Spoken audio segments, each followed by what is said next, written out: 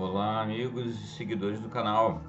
Hoje vamos avançar para a quinta parte do Álvares de Azevedo, Noite na Taverna, que é o Claudius Hermann, a narrativa do Claudius Hermann.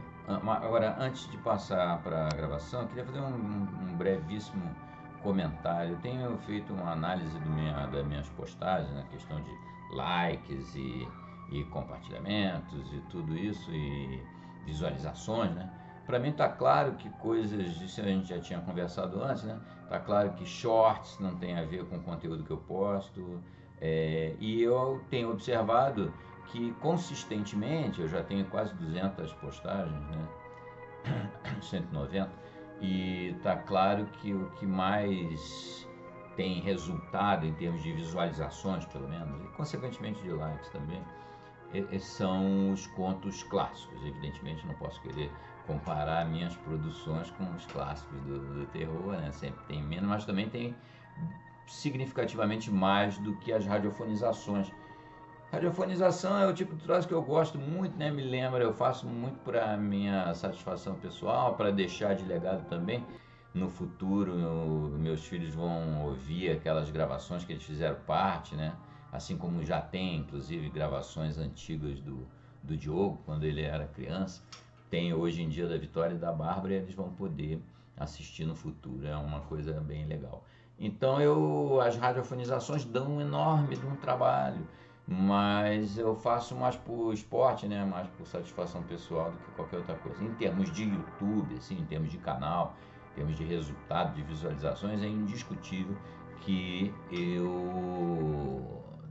que atende mais às expectativas do público, os clássicos, a narração de clássicos do terror.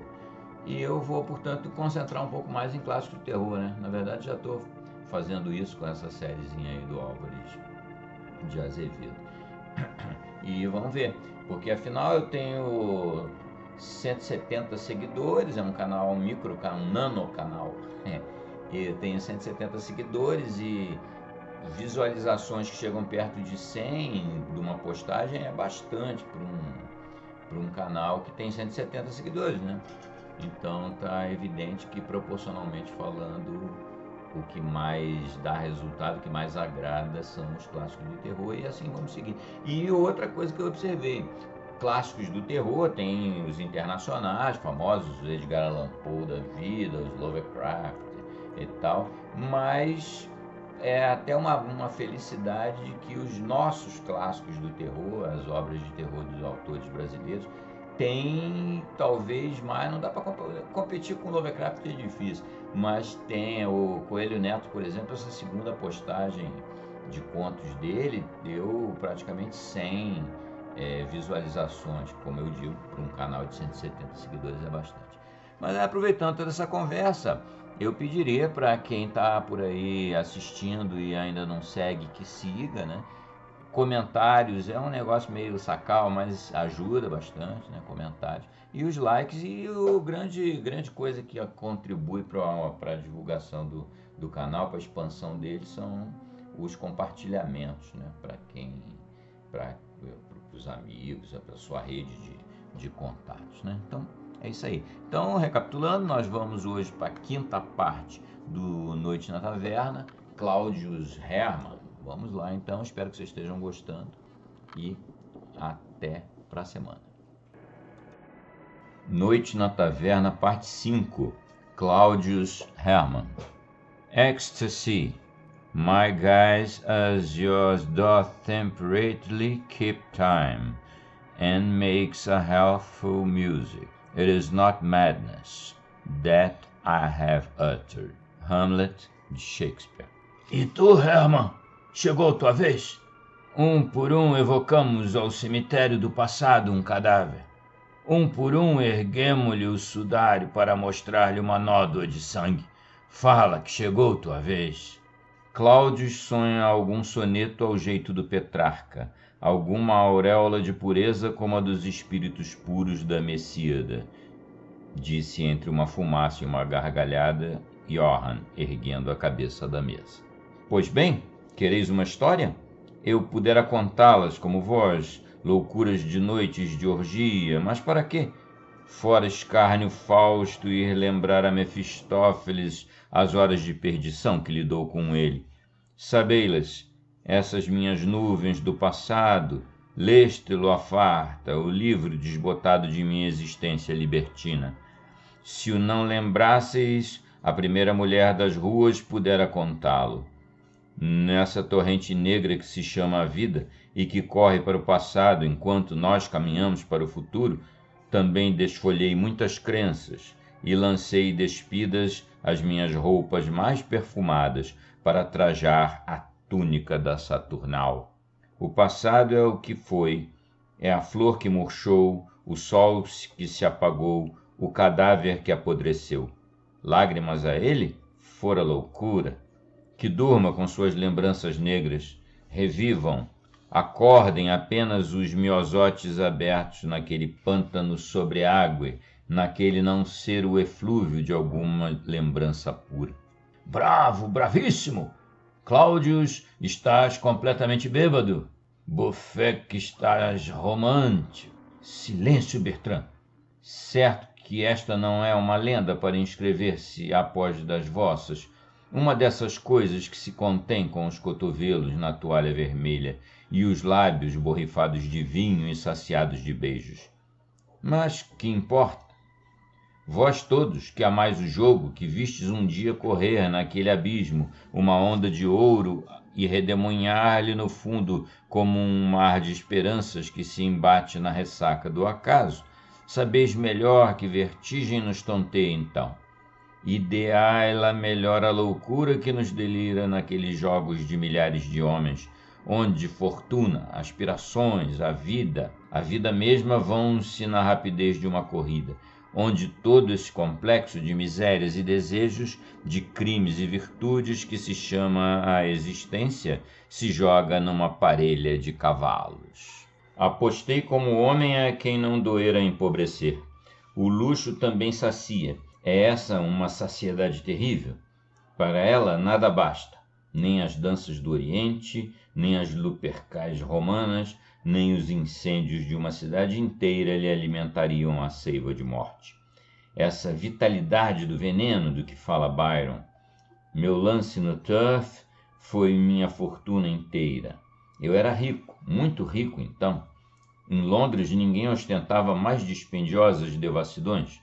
Nenhum nababo numa noite esperdiçava somas como eu.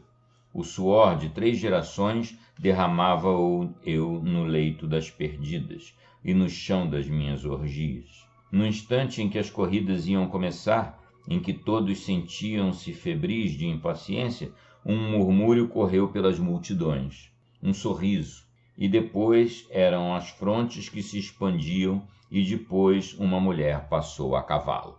Víssei-la como eu, no cavalo negro, com as roupas de veludo, as faces vivas, o olhar ardente entre o desdém dos cílios, transluzindo a rainha em todo aquele ademã soberbo. Víssei-la bela na sua beleza plástica e harmônica, linda nas suas cores puras e acetinadas, nos cabelos negros e a tez branca da fronte, o oval das faces coradas, o fogo de nácar dos lábios finos, o esmero do colo ressaltado nas roupas de amazona. Víssei-la assim e, à fé, senhores, que não havíeis rir de escárnio como rides agora. Romantismo deve estar muito ébrio, Cláudius, para que nos teus lábios secos de Lovelace e na tua insensibilidade de Dom Juan venha a poesia ainda passar-te um beijo. Ride, sim, misérrimos, que não compreendeis o que porventura vai de incêndio por aqueles lábios de Lovelace, e como arqueja o amor sob as roupas gotejantes de chuvas de Dom Juan, o libertino. Insanos, que nunca sonhastes Lovelace sem sua máscara, talvez chorando Clarice Harlowe, pobre anjo, cujas asas brancas ele ia desbotar, maldizendo essa fatalidade que fez do amor uma infâmia e um crime. 1000 vezes insanos, que nunca sonhastes o espanhol acordando no lupanar, passando a mão pela fronte e rugindo de remorso e saudade ao lembrar tantas visões alvas do passado. Bravo, bravo! Poesia! Poesia! Murmurou Bertrand. Poesia! Por que pronunciar-lhe a Virgem casta o nome santo como um mistério no lodo escuro da taverna? Por que lembrá-la a estrela do amor à luz do lampião da crápula? Poesia! Sabeis o que é poesia? 1.100 de palavras sonoras e vãs que um pugilo de homens pálidos entende, uma escada de sons e harmonias que aquelas almas loucas parecem ideias e lhe despertam ilusões como a lua às sombras. Isso no que se chama os poetas. Agora, no ideal, na mulher, o ressaibo do último romance, o delírio e a paixão da última heroína de novela e o presente incerto e vago de um gozo místico pelo qual a Virgem morre de volúpia sem sabê-lo porquê. Silêncio, Bertrand! Teu cérebro queima-te os vinhos, como a lava de um vulcão as relvas e flores da campina. Silêncio! És como essas plantas que nascem e mergulham no mar morto. Cobre-as uma cristalização calcária, enfesam-se e mirram. A poesia, eu te direi também por minha vez, é o vôo das aves da manhã no banho morno das nuvens vermelhas da madrugada. É o cervo que se role no orvalho da montanha relvosa, que se esquece da morte de amanhã, da agonia de ontem, em seu leito de flores. Basta, Cláudios, que isso aí dizes ninguém o entende. São palavras, palavras e palavras, como disse Hamlet, e tudo isso é inanido e vazio, como uma caveira seca, mentiroso como os vapores infectos da terra que o sol no crepúsculo iriza de 1000 cores e que se chamam as nuvens, ou essa fada zombeteira e nevoenta que se chama a poesia. A história, Cláudios! Não vês que essa discussão nos faz bocejar de tédio? Pois bem, contarei o resto da história. No fim deste dia, eu tinha dobrado minha fortuna. No dia seguinte eu a vi. Era no teatro. Não sei o que representaram, não sei o que ouvi, nem o que vi. Sei só que lá estava uma mulher, bela como tudo, quanto passa mais puro a concepção do estatuário. Essa mulher era a duquesa Eleonora. No outro dia via num baile. Depois, fora longo dizer-vos-lo, 6 meses, concebei-lo? 6 meses de agonia e desejo anelante. 6 meses de amor com a sede da fera. 6 meses, como foram longos. Um dia, achei que era demais. Todo esse tempo havia passado em contemplação, em vê-la, amá-la e sonhá-la. Apertei minhas mãos, jurando que isso não iria além, que era muito esperar em vão e que se ela viria, como Gulnar aos pés do corsário, a ele cabia ir ter com ela. Uma noite tudo dormia no palácio do duque. A duquesa, cansada do baile, adormecia num divã. A lâmpada de alabastro estremecia-lhe sua luz dourada na testa pálida. Parecia uma fade que dormia ao luar. O reposteiro do quarto agitou-se. Um homem aí estava parado, absorto. Tinha a cabeça tão quente e febril e ele a repousava no portal. A fraqueza era covarde. E demais, esse homem comprara uma chave e uma hora a infâmia venal de um criado. Esse homem jurava que nessa noite gozaria aquela mulher. Fosse embora veneno, ele beberia o mel daquela flor, o licor de escarlate daquela taça. Quanto a esses prejuízos de honra e adultério, não riais deles, não que ele ria disso. Amava e queria. A sua vontade era como a folha de um punhal, ferir ou estalar. Na mesa havia um copo e um frasco de vinho. Encheu o copo. Era vinho espanhol. Chegou-se a ela. Ergueu-a com suas roupas de veludo desatadas, seus cabelos meio soltos ainda entremeados de pedrarias e flores, seus seios meio nus, onde os diamantes brilhavam como gotas de orvalho. Ergueu-a nos braços, deu-lhe um beijo. Ao calor daquele beijo, seminua, ela acordou. Entre os vagos sonhos se lhe perdia uma ilusão, talvez. Murmurou, amor, e com os olhos entreabertos deixou cair a cabeça e adormeceu de novo. O homem tirou do seio um frasquinho de esmeralda. Levou-o aos lábios entreabertos dela e verteu-lhe algumas gotas que ela absorveu sem senti-las. Deitou-a e esperou. Daí a instantes, o sono dela era profundíssimo. A bebida era um narcótico onde se misturavam algumas gotas daqueles licores excitantes que acordam a febre nas faces e o desejo voluptuoso no seio. O homem estava de joelhos, o seu peito tremia, e ele estava pálido como após de uma longa noite sensual. Tudo parecia vacilar-lhe em torno. Ela estava nua, nem veludo, nem véu leve a encobrir. O homem ergueu-se e afastou o cortinado. A lâmpada brilhou com mais força e apagou-se. O homem era Claudius Hermann. Quando me levantei, embucei-me na capa e saí pelas ruas. Queria ir ter ao meu palácio, mas estava tonto como um ébrio, titubeava e o chão era lúbrico como para quem desmaia. Uma ideia, contudo, me perseguia. Depois daquela mulher, nada houvera mais para mim. Quem uma vez bebeu o suco das uvas purpurinas do paraíso, nunca mais deve inebriar-se do néctar da terra. Quando o mel se esgotasse, o que restava a não ser o suicídio? Uma semana se passou assim. Todas as noites eu bebia nos lábios adormida um século de gozo. Um mês, o mês em que delirantes iam aos bailes do intrudo, em que mais cheia de febre ela adormecia quente, com as faces em fogo. Uma noite, era depois de um baile, eu a esperei na alcova, escondido atrás de seu leito. No copo cheio d'água que estava junto à sua cabeceira, derramara as últimas gotas do filtro, quando entrou ela com o duque. Era ele um belo moço. Antes de deixá-la, passou-lhe as duas mãos pelas fontes e deu-lhe um beijo. Embevecido daquele beijo, o anjo pendeu a cabeça no ombro dele e enlaçou-o com seus braços nus, reluzentes das pulseiras de pedrarias. O duque teve sede, pegou no copo da duquesa, bebeu algumas gotas. Ela tomou-lhe o copo e bebeu o resto. Eu os vi assim, aquele esposo ainda tão moço, aquela mulher, ai, tão bela, de tez ainda virgem, e apertei o punhal. Virás hoje, Mafio, disse ela. Sim, minha alma. Um beijo sussurrou e afogou as duas almas, e eu, na sombra, sorri, porque sabia que ele não havia de vir. Ele saiu, ela começou a despir-se. Eu lhes vi uma por uma caírem as roupas brilhantes, as flores e as joias, desataram-se-lhe as tranças luzidias e negras, e depois aparecia no véu branco do roupão transparente, como as estátuas de ninfas meio nuas, com as formas desenhadas pela túnica repassada da água do banho.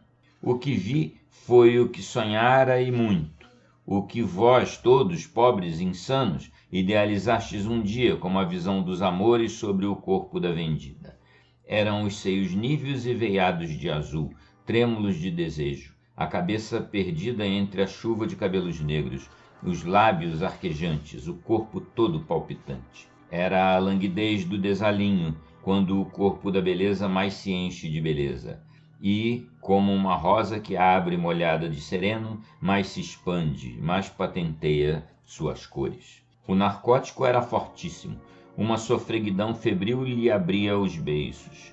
Extenuada e lânguida, caída no leito, com as pálpebras pálidas, os braços soltos e sem força, parecia beijar uma sombra.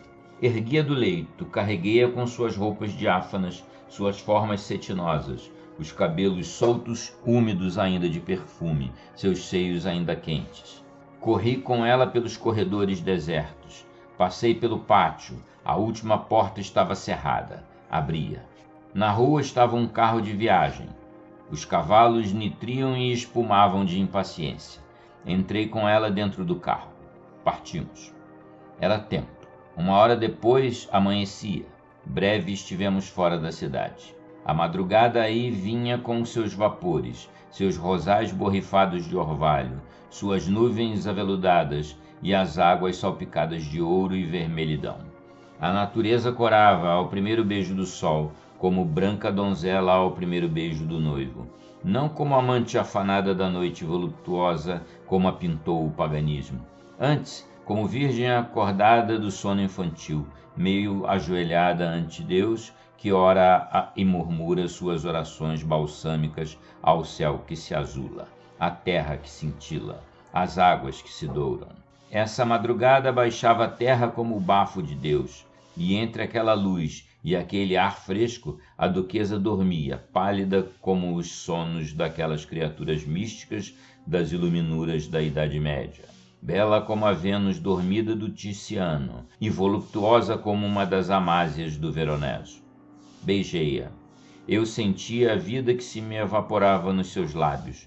Ela sobressaltou-se, entreabriu os olhos, mas o peso do sono ainda a acabrunhava, e as pálpebras descoradas se fecharam. A carruagem corria sempre. O sol estava a prumo no céu. Era meio-dia. O calor abafava. Pela fronte, pelas faces, pelo colo da duquesa, rolavam gotas de suor como aljôfares de um colar roto. Paramos numa estalagem. Lancei-lhe sobre a face um véu. Tomei-a nos meus braços e levei-a a um aposento. Ela devia ser muito bela assim. Os criados paravam nos corredores e era assombro de tanta beleza, mas ainda que curiosidade indiscreta. A dona da casa chegou-se a mim. Senhor, vossa esposa ou irmã, quem quer que ela seja, de certo precisará de uma criada que a sirva. Deixai-me, ela dorme. Foi essa minha única resposta. Deitei-a no leito, corri os cortinados, cerrei as janelas para que a luz não lhe turbasse o sono. Não havia ali ninguém que nos visse. Estávamos sós, o homem e seu anjo, e a criatura da terra ajoelhou-se ao pé do leito da criatura do céu. Não sei quanto tempo correu assim, não sei se dormia, mas sei que sonhava muito amor e muita esperança. Não sei se velava, mas eu a via sempre ali. Eu lhe contemplava a cada movimento gracioso do dormir. Eu estremecia a cada alento que lhe tremia os seios. E tudo me parecia um sonho, um desses sonhos a que a alma se abandona como um cisne, que modorra ao som das águas. Não sei quanto tempo correu assim. Sei só que meu delíquo quebrou-se. A duquesa estava sentada sobre o leito, com os braços nus afastava as ondas do cabelo solto que lhe cobria o rosto e o colo. É um sonho? Murmurou. Onde estou? Quem é esse homem encostado em meu leito? O homem não respondeu. Ela desceu da cama. Seu primeiro impulso foi o pudor. Quis encobrir com as mãozinhas os seios palpitantes de susto. Sentiu-se quase nua, exposta às vistas de um estranho, e tremia como contam os poetas que tremera Diana ao ver-se exposta no banho, nua às vistas de Acteon. Senhor, dizei-me por compaixão se tudo isso não é uma ilusão, se não for uma infâmia. Nem quero pensá-lo. Mafio não deve tardar, não é assim? O meu Mafio.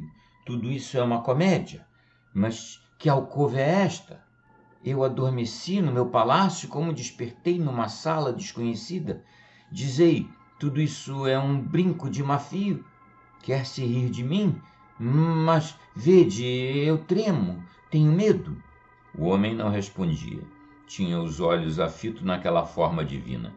Seria a estátua da paixão na palidez, no olhar imóvel, nos lábios sedentos, se o arfar do peito lhe não denunciasse a vida. Ela ajoelhou-se. Nem sei o que ela dizia. Não sei que palavras se evaporaram daqueles lábios. Eram perfumes, porque as rosas do céu só têm perfumes. Eram harmonias, porque as harpas do céu só têm harmonias. E o lábio da mulher bela é uma rosa divina e seu coração é uma harpa do céu. Eu a escutava, mas não a entendia. Sentia só que aquelas falas eram muito doces, que aquela voz tinha um talismã irresistível para minha alma, porque só nos meus sonhos de infante que se ilude de amores, uma voz assim me passara. Os gemidos de duas virgens abraçadas no céu, douradas da luz da face de Deus, empalidecidas pelos beijos mais puros, pelo tremuloso dos abraços mais palpitantes, não seriam tão suaves assim. A moça chorava, soluçava. Por fim, ela ergueu-se. Eu a vi correr à janela e ia abri-la. Eu corri a ela e tomei-a pelas mãos. Pois bem, disse ela, eu gritarei, se não for um deserto, se alguém passar por aqui, talvez me acuda um socorro. Eu tapei-lhe a boca com as mãos. Silêncio, senhora. Ela lutava para livrar-se de minhas mãos. Por fim sentiu-se enfraquecida. Eu soltei-a de pena dela. Então, dizei-me onde estou, dizei-me, ou eu chamarei por socorro. Não gritarei, senhora. Por compaixão, então esclarecei-me esta dúvida, porque tudo isso que eu vejo, tudo que penso, que adivinho, é muito horrível. Escutai, pois, disse-lhe eu. Havia uma mulher, era um anjo. Havia um homem que a amava, como as águas amam, a lua que as prateia, como as águias da montanha, o sol que as fita, que as enche de luz e de amor. Nem sei quem ele era. Ergueu-se um dia de uma vida de febre, esqueceu-a e esqueceu o passado, diante de uns olhos transparentes de mulher. As manchas de sua história, numa aurora de gozos, onde se lhe desenhava a sombra desse anjo. Escutai, não o amaldiçoeis. Esse homem tinha muita infâmia no passado, profanara sua mocidade, prostituíra-se como a borboleta de ouro à sua geração, lançando-a no lodo. Frio, sem crenças, sem esperanças, abafara uma por uma suas ilusões, como a infanticida seus filhos. Deus o tinha amaldiçoado, talvez, ou ele mesmo se amaldiçoara. Esquecera que era homem e tinha no seu peito harmonias santas como as do poeta. Ele as esquecera, e elas dormiam-lhe no mistério como os suspiros nas cordas de uma guitarra abandonada. Esquecera que a natureza era bela, e muito bela, que o leito das flores da noite era recendente, que a lua era a lâmpada dos amores, as aragens do vale, os perfumes do poeta no seu noivado com os anjos, e que a aurora tinha eflúvios frescos e com suas nuvens virginais, suas folhas molhadas de orvalho, suas águas nevoentas tinham encantos que só as almas puras entendem. Tudo isso enjeitou, esqueceu, para só o lembrar a furto e com escárnio nas horas suarentas da devassidão. Ele era muito infame. Mas tudo isso não me diz quem sois vós, nem porque estou aqui. Escutai. O libertino amou, pois, o anjo. Voltou o rosto ao passado. Despiu-se dele como de um manto impuro. Retemperou-se no fogo do sentimento. Apurou-se na virgindade daquela visão, porque ela era bela como uma virgem e refletia essa luz virgem do espírito nesse brilho da alma divina que alumia as formas que não são da terra, mas do céu. Ainda o tempo não eivara o coração do insano de uma lepra sem cura, nem selo inextinguível lhe gravara na fronte. Impureza. Deixou-se do viver que levara, desconheceu seus companheiros, suas amantes venais, suas insônias cheias de febre, quis apagar todo o gosto da existência, como o homem que perdeu uma fortuna inteira no jogo quer esquecer a realidade. E o homem pôde esquecer tudo isto. Mas ele não era ainda feliz. As noites passava-as ao redor do palácio dela. Via, às vezes bela e descorada ao luar, no terraço deserto, ou distinguia suas formas na sombra que passava pelas cortinas da janela aberta de seu quarto iluminado. Nos bailes, seguia com olhares de inveja aquele corpo que palpitava nas danças. No teatro, entre o arfar das ondas da harmonia, quando o êxtase boiava naquele ambiente balsâmico e luminoso, ele nada via senão ela, e só ela. E as horas de seu leito, suas horas de sono, não, que mal as dormia. Às vezes eram longas de impaciência e insônia, outras vezes eram curtas de sonhos ardentes. O pobre insano teve um dia uma ideia. Era negra, sim, mas era a da aventura. O que fez, não sei, nem o sabereis nunca. E depois, bastante ébrio para vos sonhar, bastante louco para nos sonhos de fogo de seu delírio imaginar gozar-vos, foi profano assaz para roubar a um templo o cibório douro mais puro. Esse homem, tende compaixão dele, que ele vos amará de joelhos. Ó anjo, Eleonora! Meu Deus, por que tanta infâmia, tanto lodo sobre mim? Ó minha Madonna, porque maldissestes minha vida, porque deixastes cair na minha cabeça uma nódoa tão negra. As lágrimas e os soluços abafavam-lhe a voz. Perdoai-me, senhora, a que me tendes a vossos pés. Tende pena de mim, que eu sofri muito, que vos amei, que vos amo muito. Compaixão, que serei vosso escravo, beijarei vossas plantas, ajoelhar-me-ei à noite à vossa porta, ouvirei vosso ressonar, vossas orações, vossos sonhos, e isso me bastará. Serei vosso escravo e vosso cão, deitar-me-ei a vossos pés quando estiverdes acordada, velarei com meu punhal quando a noite cair. E se algum dia vos me puderdes amar, então...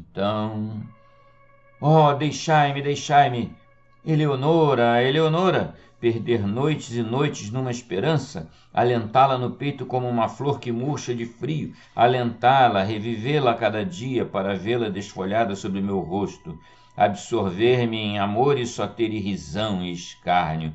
Dizei antes ao pintor que rasgue sua Madonna, ao escultor que despedace sua estátua de mulher. Louca, pobre louca que sois! Credes que um homem havia de encarnar um pensamento em sua alma, viver desse cancro, embeber-se da vitalidade da dor, para depois rasgá-la do seio? Credes que ele consentiria que se lhe pisasse no coração, que lhe arrancassem a ele, poeta e amante, da coroa de ilusões, as flores, uma por uma? Que pela noite da desgraça, ao amor insano de uma mãe, lhe sufocassem sobre o seio a criatura de seu sangue, o filho de sua vida, a esperança de suas esperanças? Oh, e não tereis vós também dó de mim? Não sabei-lo? Isto é infame, sou uma pobre mulher, de joelhos eu vos peço perdão se vos ofendi, eu vô-lo peço, deixai-me, que me importam vossos sonhos, vosso amor. Doía-me profundamente aquela dor, aquelas lágrimas me queimavam. Oh, e não tereis vós também dó de mim? Não sabei-lo? Isso é infame, sou uma pobre mulher, de joelhos eu vos peço perdão se vos ofendi. Eu vô-lo peço, deixai-me, que me importam vossos sonhos, vosso amor. Doía-me profundamente aquela dor, aquelas lágrimas me queimavam, mas a minha vontade fez-se rija e férrea como a fatalidade. Que te importam meus sonhos? Que te importam meus amores? Sim, tens razão. Que importa a água do deserto e a gazela do areal que o árabe tenha sede ou que o leão tenha fome? Mas a sede e a fome são fatais. O amor é como eles. Entendeis-me agora? Matai-me então. Não tereis um punhal? Uma punhalada, pelo amor de Deus, eu juro, eu vos abençoarei. Morrer. E pensas no morrer, insensata, descer do leito morno do amor à pedra fria dos mortos. Nem sabes o que dizes. Sabes o que é essa palavra? Morrer? É a dúvida que afana a existência. É a dúvida, o pressentimento que resfria a fronte do suicida, que lhe passa nos cabelos como um vento de inverno, e nos empalidece a cabeça como Hamlet. Morrer é a cessação de todos os sonhos, de todas as palpitações do peito, de todas as esperanças. É estar peito a peito com nossos antigos amores e não senti-los. Doida! É um noivado medonho o do verme, um lençol bem negro o da mortalha. Não fales nisso, porque lembrar o coveiro junto ao leito da vida. Põe a mão no teu coração, bate e bate com força, como o feto nas entranhas de sua mãe. Há aí dentro muita vida ainda, muito amor por amar, muito fogo por viver. Oh, se tu me quisesses amar! Ela escondeu a cabeça nas mãos e soluçou. É impossível, eu não posso amar-vos. Eu disse-lhe, Eleonora, ouve-me. Deixo-te só, velarei contudo sobre ti daquela porta. Resolve-te. Seja uma decisão firme, sim, mas pensada. Lembra-te que hoje não poderás voltar ao mundo. O duque Mafio será o primeiro que fugiria de ti. A torpeza do adultério senti-la-ia ele nas tuas faces. Creria roçar na tua boca a umidade de um beijo de estranho. E ele te amaldiçoaria. Vê, além a maldição e o escárnio, a irrisão das outras mulheres, a zombaria vingativa daqueles que te amaram e que não amaste. Quando entrares, dir-se-á: ei-la, arrependeu-se. O marido, pobre dele, perdoou-a. As mães te esconderão suas filhas, as esposas honestas terão pejo de tocar-te. E aqui, Eleonora, aqui terás meu peito e meu amor, uma vida só para ti. Um homem que só pensará em ti e sonhará sempre contigo, um homem cujo mundo serás tu. Serão teus risos, teus olhares, teus amores, que se esquecerá de ontem e de amanhã para fazer como um Deus de ti a sua eternidade. Pensa, Eleonora, se quisesses, partiríamos hoje, uma vida de venturas nos espera. Sou muito rico, bastante para adornar-te como uma rainha. Correremos a Europa, iremos ver a França com seu luxo, a Espanha, onde o clima convida ao amor, onde as tardes se embalsamam nos laranjais em flor, onde as campinas se aveludam e se matizam de mil flores. Iremos à Itália, à tua pátria, e no teu céu azul, nas tuas noites límpidas, nos teus crepúsculos suavíssimos, viver de novo ao sol meridional. Se quiseres, se não, seria horrível, não sei o que aconteceria, mas quem entrasse nesse quarto levaria os pés ensopados de sangue. Saí. 2 horas depois, voltei. Pensaste, Eleonora? Ela não respondeu. Estava deitada com o rosto entre as mãos. A minha voz ergueu-se. Havia um papel molhado de suas lágrimas sobre o leito. Estendi a mão para tomá-lo. Ela entregou-mo. Eram uns versos meus. Olhei para a mesa, minha carteira de viagem que eu trouxera do carro estava aberta. Os papéis eram revoltos. Os versos eram esses. Cláudio tirou do bolso um papel amarelado e amarrotado. Atirou-o na mesa e Johann leu. Não me odeies, mulher, se no passado nódoa sombria desbotou-me a vida, no vício ardente requeimando os lábios e de tudo descri com fronte erguida. A máscara de Dom Juan queimou-me o rosto, na fria palidez do libertino. Desbotou-me esse olhar e os lábios frios ousam de maldizer do meu destino. Sim, longas noites no fervor do jogo, esperdicei febril e macilento, e votei o porvir ao Deus do acaso, e o amor profanei no esquecimento. Murchei no escárnio as coroas do poeta, na ironia da glória e dos amores. Aos vapores do vinho, à noite, insano, debrucei-me no jogo dos fervores. A flor da mocidade profaneia entre as águas lodosas do passado. No crânio a febre e a palidez nas faces, só cria no sepulcro sossegado. E as asas límpidas do anjo em colo impuro, mareei nos bafos da mulher vendida. Ainda nos lábios me rochei o selo dos ósculos da perdida. E a mirra das canções nem mais vapora, em profanada taça e vade negra, mar de lodo passou-me ao rio da alma, as níveas flores me estalou das bordas. Sonho de glórias só me passo furto, qual flor aberta, medo em chão de tumbas, abatida e sem cheiro. O meu amor, o peito o silencia, guardo-o bem fundo, em sombras do sacrário, onde ervassal não se abastou nos ermos, meu amor foi visão de roupas brancas, da orgia à porta, fria e soluçando. Lâmpada santa erguida em leito infame, vaso templário da taverna à mesa, estrela d'alva refletindo pálida no tremedal do crime. Como o leproso das cidades velhas, sei me fugirás com horror aos beijos. Sei, no doido viver dos loucos anos, as crenças desflorei em negra insânia. Vestal, prostituí as formas virgens, lancei eu próprio ao mar da croa as folhas, troquei a rósea túnica da infância pelo manto das orgias.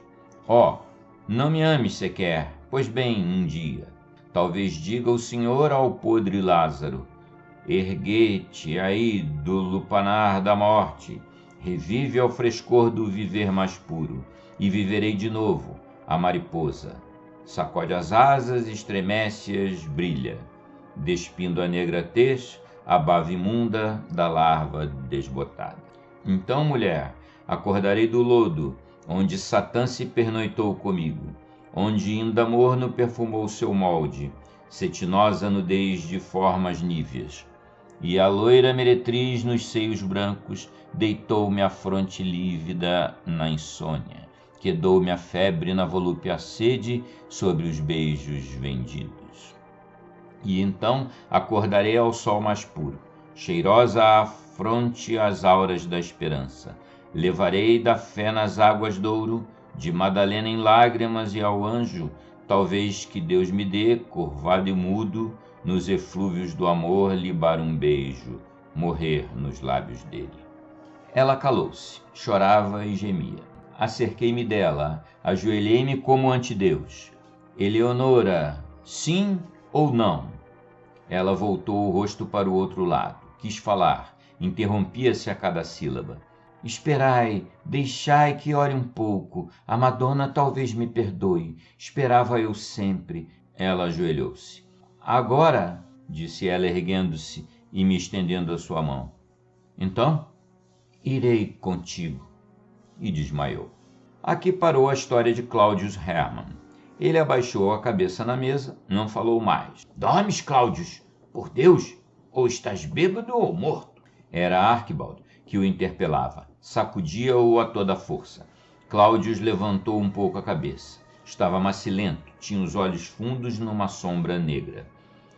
Deixai-me, amaldiçoados, deixai-me pelo céu ou pelo inferno. Não vedes que tenho sono, sono e muito sono? E a história, bradou Solfieri. E a duquesa Eleonora? Perguntou Archibald. É verdade, a história. Parece-me que ouvidei tudo isso, parece que foi um sonho. E a duquesa? A duquesa? Parece-me que ouvi esse nome alguma vez. Com os diabos, que me importa? Aí quis prosseguir, mas uma força invencível o prendia. A duquesa, é verdade, mas como esqueci tudo isso que não me lembro? Tirai-me da cabeça esse peso, bofé que encheram-me o crânio de chumbo derretido. E ele batia na cabeça macilenta como um médico no peito do agonizante para encontrar um eco de vida. Então? Gargalhou alguém que tinha ficado estranha a conversa. Arnold, cala-te! Cala-te antes, Solfieri, eu contarei o fim da história. Era Arnold, o louro, que acordava. Escutai, vós todos, disse. Um dia, Claudius entrou em casa. Encontrou o leito ensopado de sangue e, num recanto escuro da alcova, um doido abraçado com um cadáver. O cadáver era o de Eleonora. O doido nem o pudereis conhecer, tanto a agonia o desfigurara. Era uma cabeça hirta e desgrenhada, uma tez esverdeada, uns olhos fundos e baços, onde o lume da insânia cintilava a furto, como a emanação luminosa dos pauís entre as trevas. Mas ele o conheceu. Era o Duque Mafio. Cláudio soltou uma gargalhada. Era sombria como a insânia, fria como a espada do anjo das trevas. Caiu ao chão, lívido e suarento como a agonia, inteiriçado como a morte. Estava ébrio como o defunto patriarca Noé, o primeiro amante da vinha, virgem desconhecida até então e hoje prostituta de todas as bocas. Ébrio como Noé, o primeiro borracho do que reza a história. Dormia pesado e fundo, como o apóstolo São Pedro no Horto das Oliveiras. O caso é que ambos tinham ceado à noite. Arnold estendeu a capa no chão e deitou-se sobre ela. Daí a alguns instantes, os seus roncos de barítono se mesclavam ao magno concerto dos roncos dos dormidos.